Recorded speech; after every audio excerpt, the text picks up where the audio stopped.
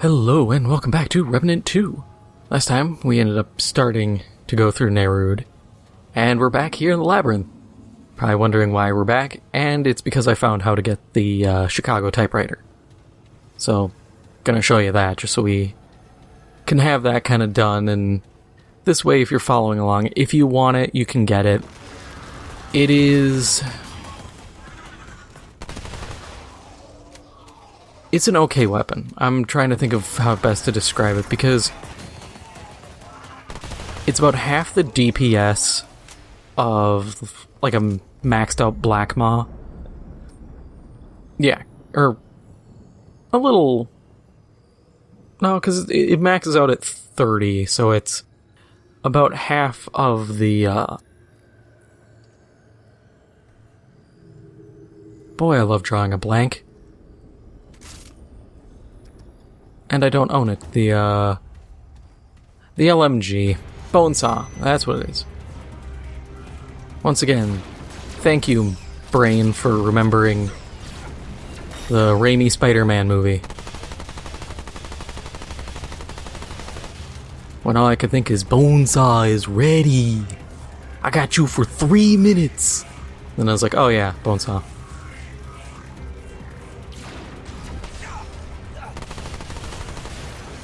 Sometimes I'm glad I'm a moron. Helps me remember things, surprisingly.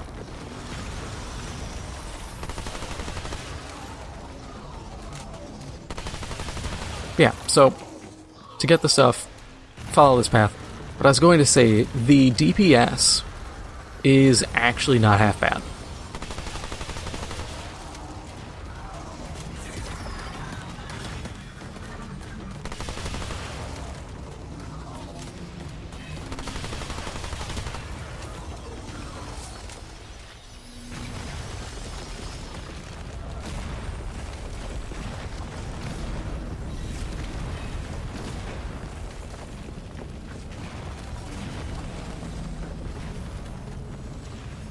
The obvious downside is you have to fire a lot longer. Yeah. See that? We just dropped through. We are now here.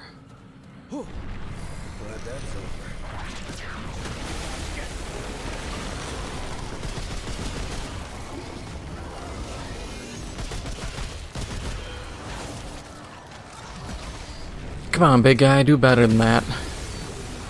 Yeah, I also realized these things hurt themselves when they summon guys. I don't think they can die, but they can definitely get themselves low health, which is kind of neat.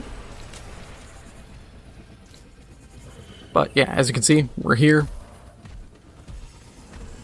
Can't access this from any other way but that portal we dropped through. You come through here. You have to beat the cube. I stress that because otherwise I made the mistake on my other character because I was like, I want to see what I can do. And as you can see here, this is where the cube boss is. And you can actually shoot one of the panels right here and break one preemptively. Do you really need to? Not really. It's just kind of neat. Considering I've done this many, many times without ever coming here, it doesn't really mean much if you shoot it or not. And as you can see, you gotta scale all this. Come through here.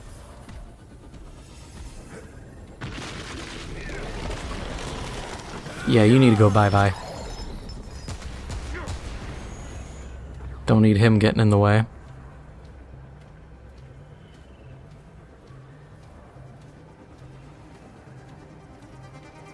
And we got this cheeky little gate here.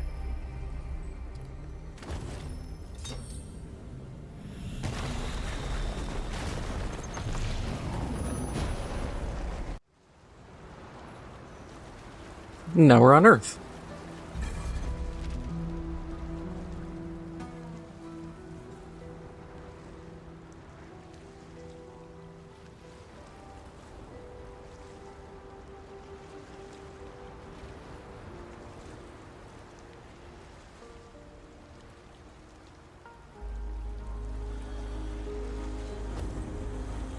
Yep, and that's all notes from Dr. Leto.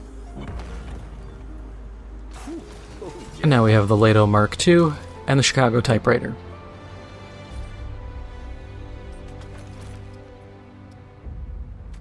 So if we really wanted to, we could rock this set, but as you can see, 44 weight just for the chest piece. It's sturdy. It, I think, gives you the best protection in the game. But you're gonna need, there's a ring. Do we have it?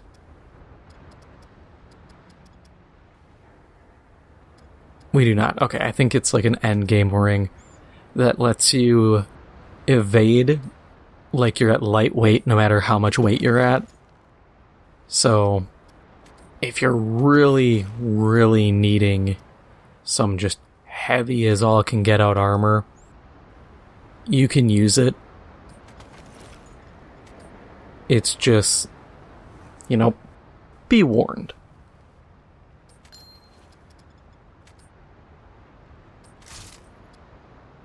And then the Chicago typewriter, lower accuracy, ideal range and fall off than the Black Maw, better max ammo, better weak point damage bonus, but it's only by 5%.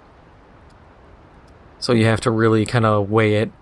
Is that extra ammo and extra weak spot damage worth slightly shorter range, slightly worse accuracy, and overall a bigger hit to your damage, but you do have a higher rounds per second, and because it's an LMG, it has the inverse accuracy, which, if depending, some shooters have it where when you shoot, it starts inaccurate and grows more accurate. So you have to figure out whether you want to put up with that or not, and that is part of the problem with this, with the DPS.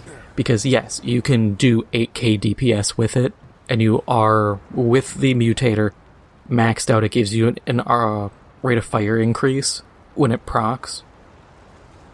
So you are firing faster, but you have to keep on target, and you're just, keep in mind that was all crits too, that was all headshots. So not crits, but just headshots, weak point hits. But that was all hits landing. And some of these bosses, yeah, you can get away with just standing there and mag dumping, especially if you have something drawing aggro. But if you don't, you can't really afford to stand in one place and just hurl,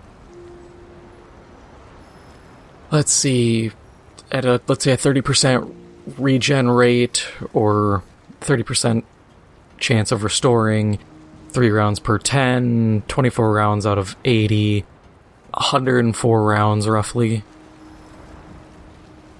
That's going to take a while.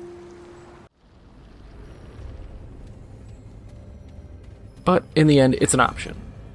I can't remember if my main, I just picked it up today, and I don't remember if I maxed it out or just brought it to plus 19.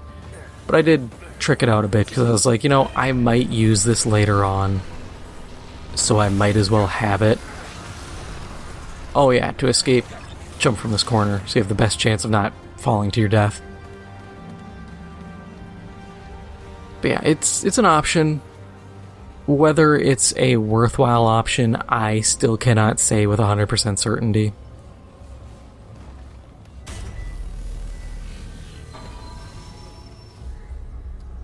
Let's get back to Nerude.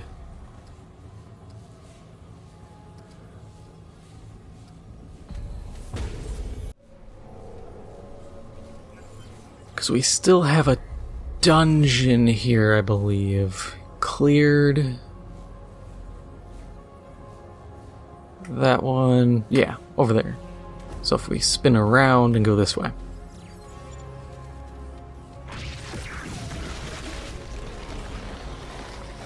It is an interesting gun, though.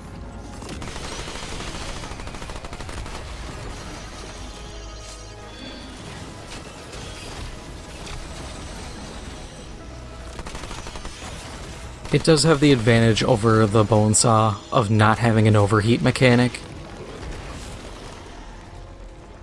So there is that advantage. You do...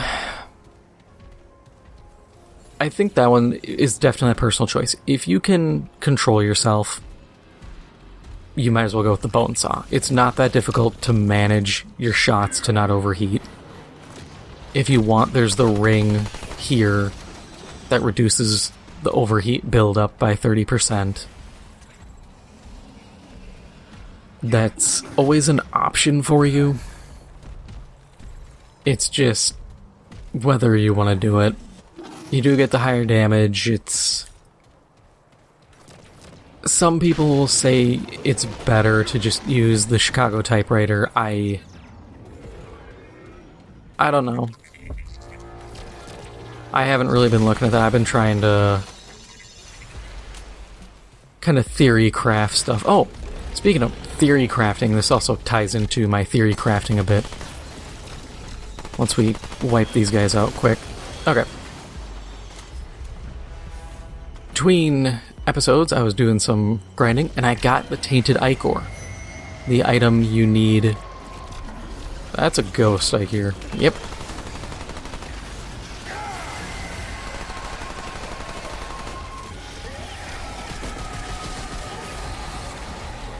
Rude.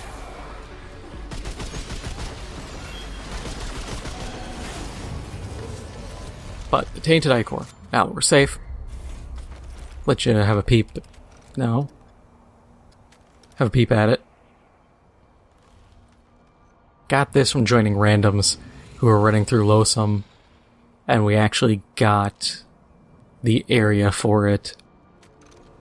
The boss is, you know, the big mouth guys with the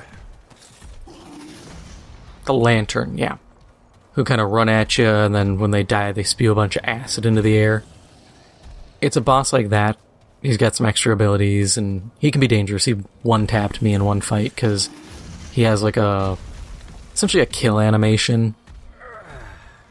Or at least it can kill you. I was low health. Because the fight, sometimes you just take damage. But so that was going on. Oh yeah, we have to come back here for the final boss of this whole area.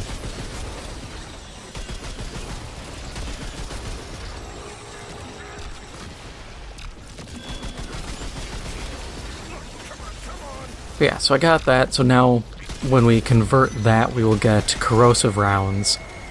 And what I was thinking was, I was trying to theory craft the ultimate, like, debuff build. And the idea was you run the acid rounds on one gun with the Twisted Wounds mutator so that weak spots can generate bleed damage. You have someone on your team run flaming rounds. They also run Twisted Wounds. You have a third person. You can run the shock, but it's alright. I'm not gonna sit here and say the shock debuff's all too good.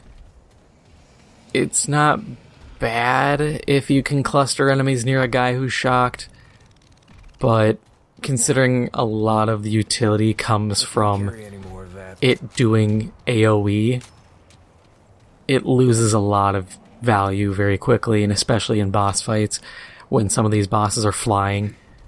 It's not like there's guys hovering around them for you to really take shots at, but you have your choices.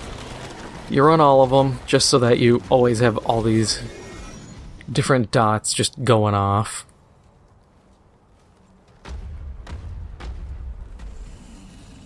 Oh, I think this is the back door. Because I think we go in here. But yeah, so you run all those. Everybody's running Twisted Wounds just so that anybody at that point, because it's the other side, anybody at that point can trigger a weak point hit, because I think it's weak points, or it might be crits. I don't have it on this character, but I have it on my main. I haven't really looked at it other than go, oh, that's neat. But so, I'll have to figure that one out at some point. It might be something where we travel. Like it's a way of coming back. I guess in that case we really do just have one dungeon left, because this whole area is explored. Okay. But yeah, so you have all these debuffs. If you have the rings or anything that boost damage against bleeding enemies, you use that just so that you stack all the damage. You get the one amulet we have, this one, Chains of Amplification, or each person takes a different one of these. The fire, the ice, the shock, or fire, acid shock. And then you have the corresponding ring, so that the actual damage just stacks pretty high, and you just sit there and debuff the hell out of them. Is it viable? I don't know. I don't have 3 people to test, or well, 2 people to test it with. Could it work? Yeah, anything's possible.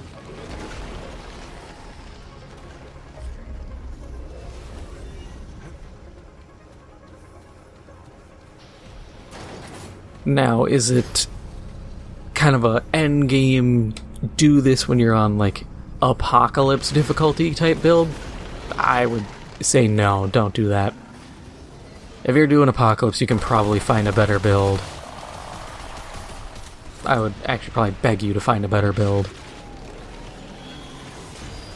Me theory crafting is not a good source. Half the time I'm just pulling ideas out of my ass and hoping for the best. Hell, that's what this build is entirely, is just me being like, yeah, this sounds like it should work, right? I do not like the looks of this place. Oh, I know this area. Yeah, the hatchery, it's all more bugs. And I know the boss in this area. Boss isn't terrible. A little tedious, but it's not awful. There are actual bosses that kind of suck, and this is not one of them. You complete it and you're just like, oh, okay, that's it. Kind of neat.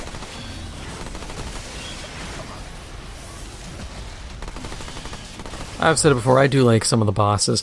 I do miss some of the more simplistic bosses of Remnant 1, like, I think it was Rays. The floating triangle. Ooh, we're here! Yeah, so I'm going to show you something neat.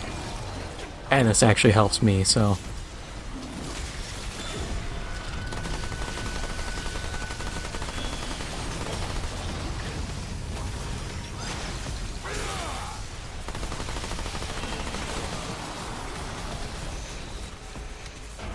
Oh yeah, these guys also inflict death. Which is... I get what they're going for. That's the worst title for an effect. Essentially, just... yeah, die. Oh no, my death has built up. Momentum driver. After sprinting, movement speed is increased and stagger level reduced. Not really worthwhile. Okay, so... this is important. Gonna despawn my guy. Come on. Boy, I can't wait to screw this up 6 times. Okay, it's gonna lift up. Land on it. Yeah, I knew that was coming.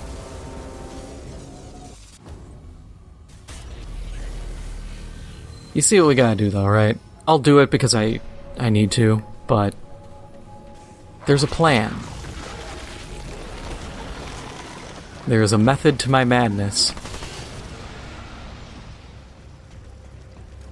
It just really sucks when you try to do it and... See, the problem is I've jumped down before, and the game's like, nah, you jumped from too high a height.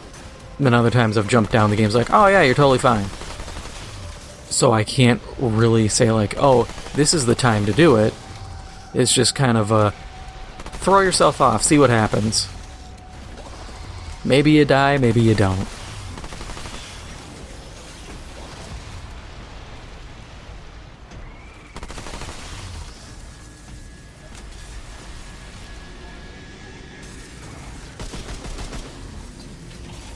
We good? Come on. Despawn. Just to keep them out of the way. We're just gonna jump early and see how that goes. And I slipped.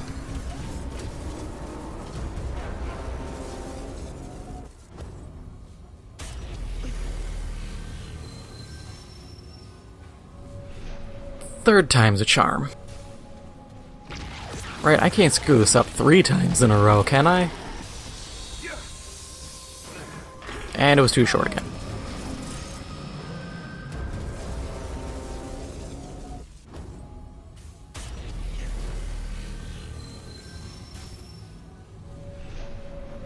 Attempt 4.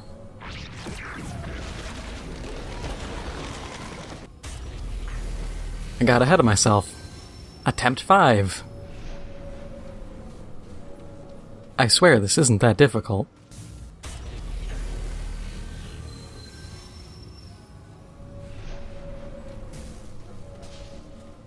Six.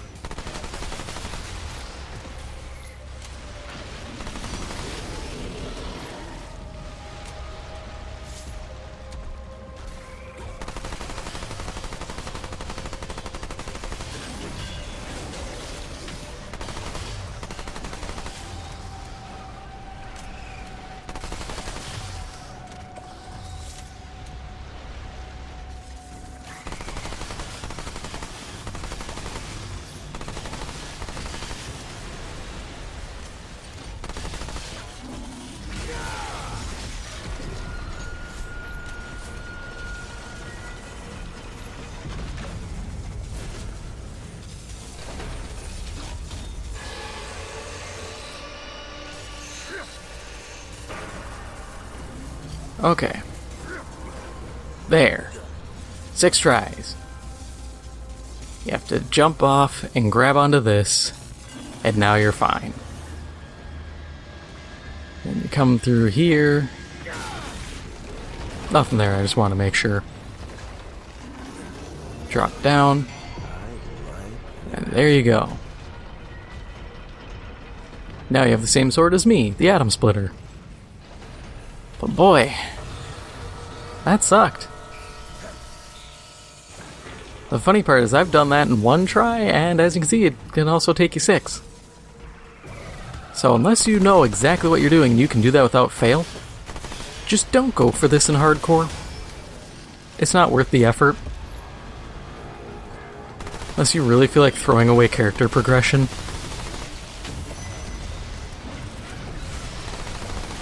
But if your hardcore build hinges on this sword, find a different build.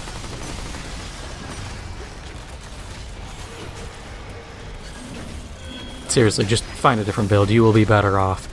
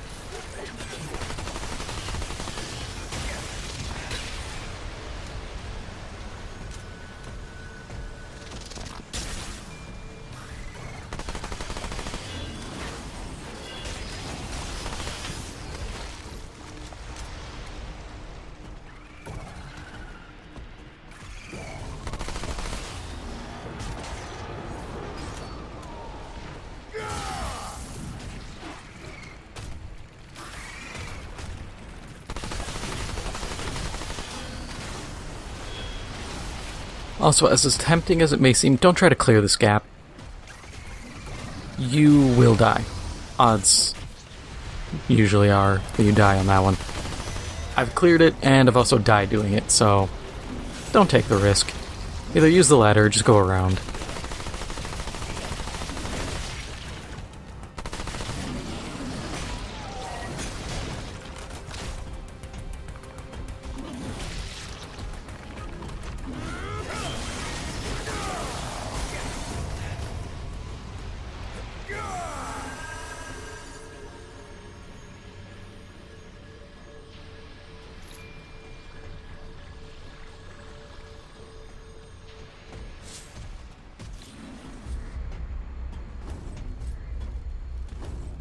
Okay, we'll double back just to clear this out.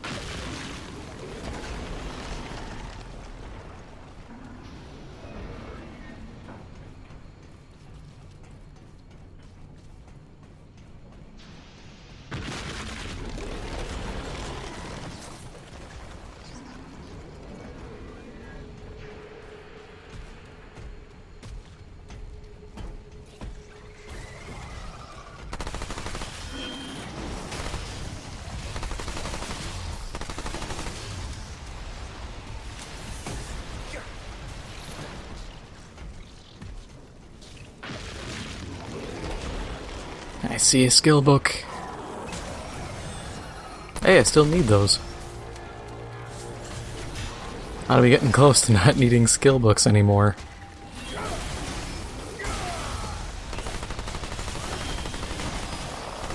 I do miss being able to max out every skill. Considering we have tangible reasons to do higher difficulties, I really think they should have just let us max out. If I want to sit here and farm out all the levels, that's fine. In the end, I don't think it would really give me that much of a overpowering setup. Like, you can't tell me increased AoE size is magically gonna make just all my fights go a lot easier in Apocalypse difficulty. There's really no way it would.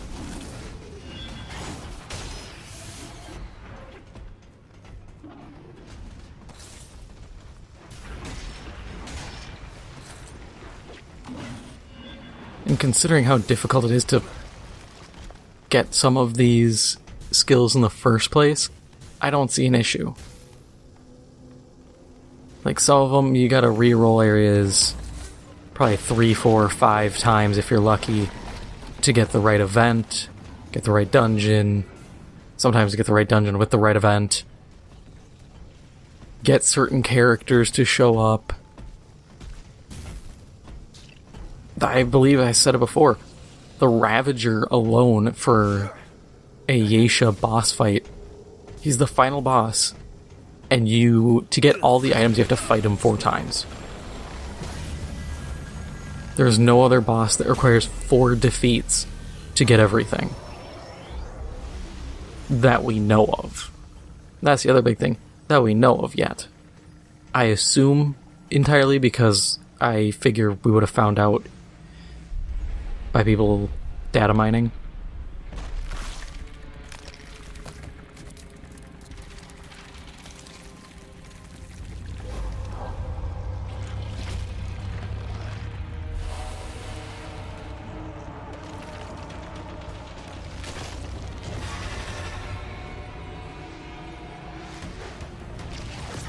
Yeah, this is a interesting boss fight, to say the least.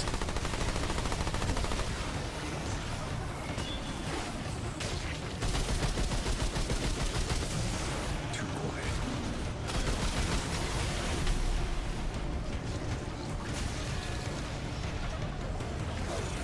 Where is he? Oh, there he is.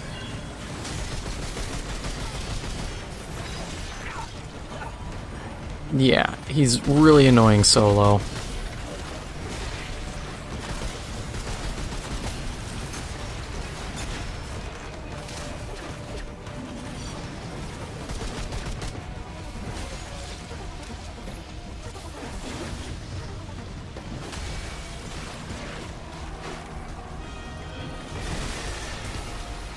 This is one of those times where the acid thrower would actually probably be a really good choice.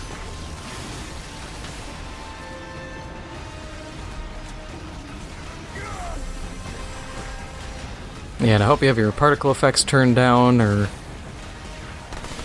you're just fine with probably having your frames tanked by all the little globs of crap they launch.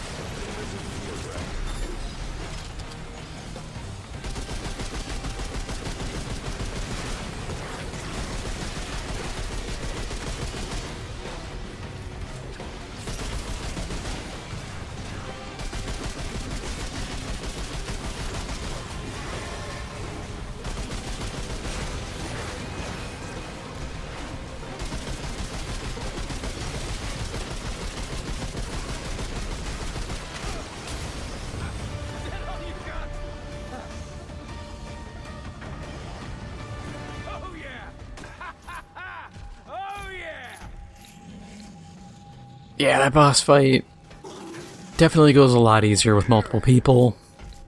Or if you can slow them like that. No room for that. I do think it would probably be stupidly easy if you had multiple people using... I have to look at the name. Nebula. Because, yeah. 690 corrosive damage over 30 seconds. Killing targets corroded by Nebula spawns a gas cloud. And then Nano Swarm attacks enemies, so you could sit there and just chew through all of them pretty fast. Leave the gas clouds. And you'd probably have the actual ability just targeting the boss at that point.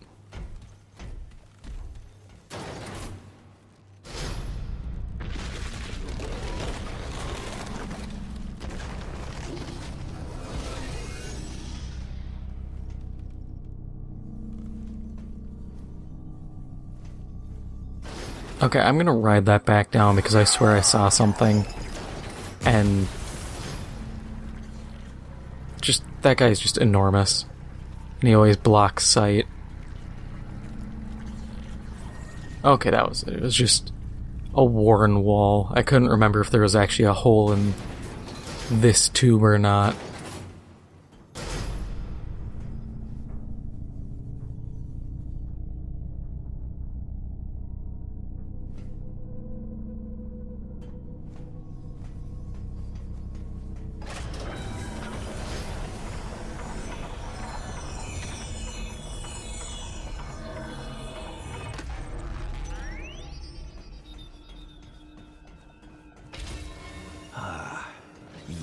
This looks important.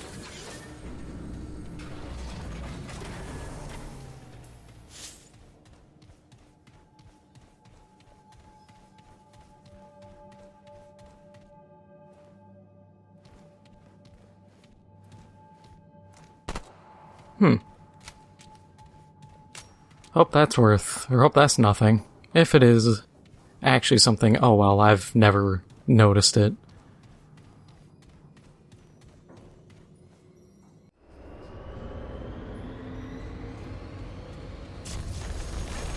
Everything said to look for a tower with a glowing white orb. Shouldn't be too hard to spot.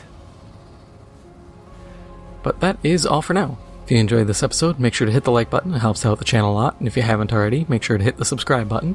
Thank you for watching, and I'll see you in the next one.